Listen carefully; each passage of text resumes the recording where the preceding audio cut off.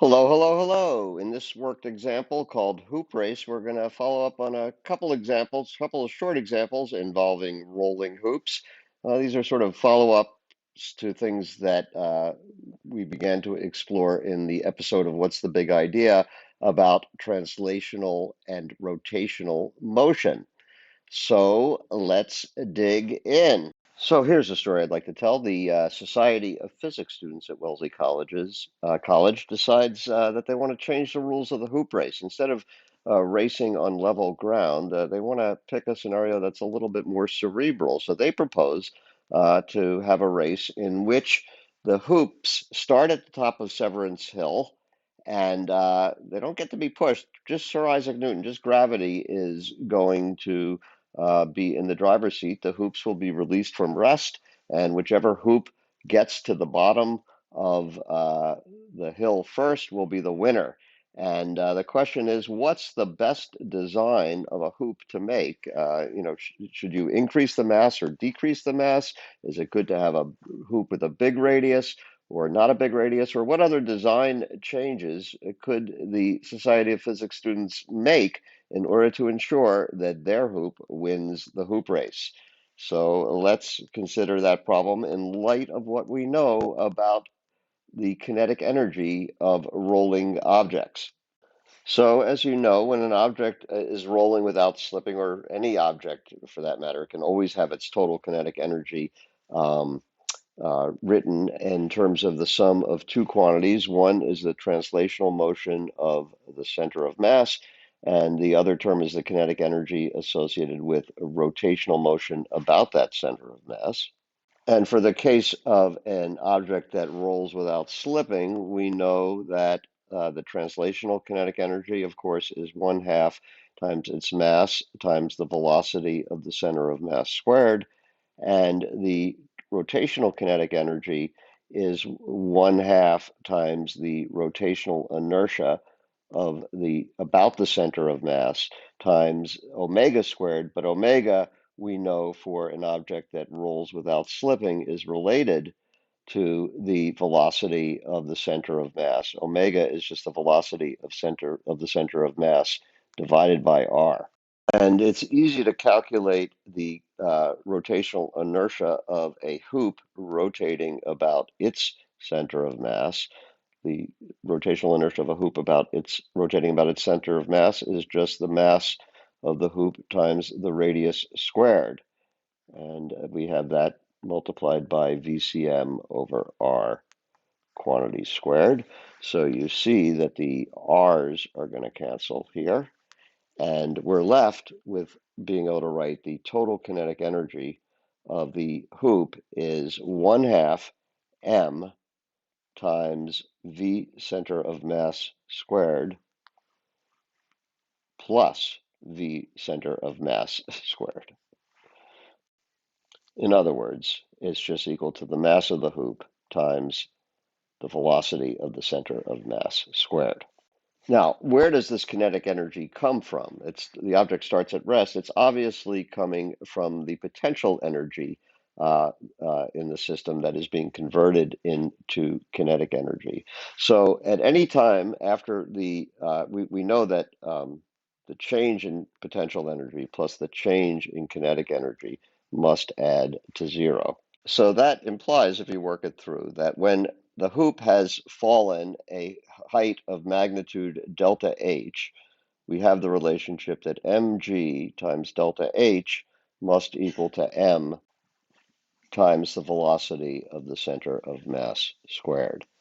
So we see that the masses cancel out here, and the velocity of the center of mass at any time is just given by the square root of g times delta H. So if the only thing that determines the velocity of the center of mass at any time uh, um, during the motion is how much the hoop has fallen. So it says there is no advantage to changing the mass of the hoop or the radius of the hoop, at least if you neglect effects like drag and only consider the effects of gravity. all hoops of any dimension or mass should reach the hill at the same time. So, does that mean that the race will be a very uninteresting one? Well, no, there are things you could do if you are willing to change the shape of the hoop. So, for example, you'll see if we look at this table that I've taken from the Wolfson text, you'll notice that we actually, a hoop is a pretty bad design for rolling down a hill quickly because it has all of the moments of inertia, all the rotational inertias in this table, or at least the ones, yeah, all of them are for objects that can roll are of the form of some coefficient times mr squared, where r is the radius on which of the object.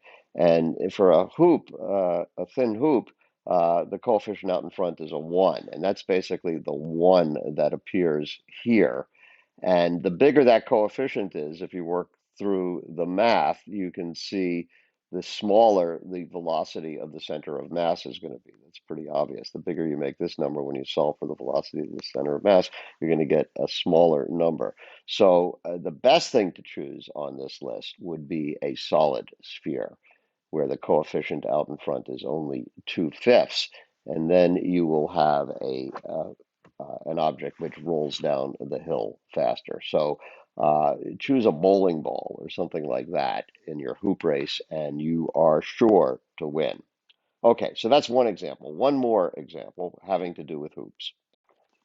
Okay, in the last example, we made use of the fact that the rotational inertia of a hoop rotating about its center of mass was just mr squared, where m is the mass of the hoop and r is the radius of the hoop.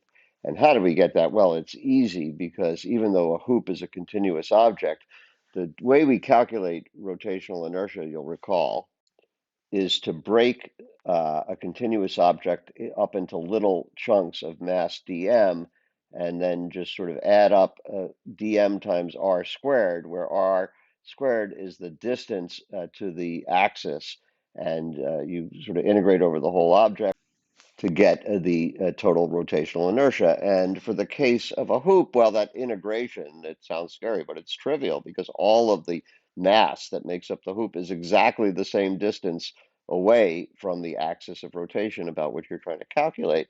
So you don't really have to do an integral at all. The answer just ends up being the total mass times the radius of the hoop squared.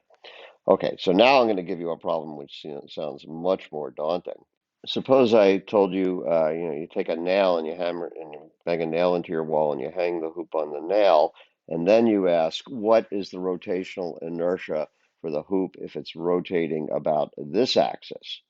Okay, well, there, it sounds really, it's an unfortunate change because now if you go to sort of do the kind of integration I just described, every point along this curve lies a different distance away from the axis of rotation.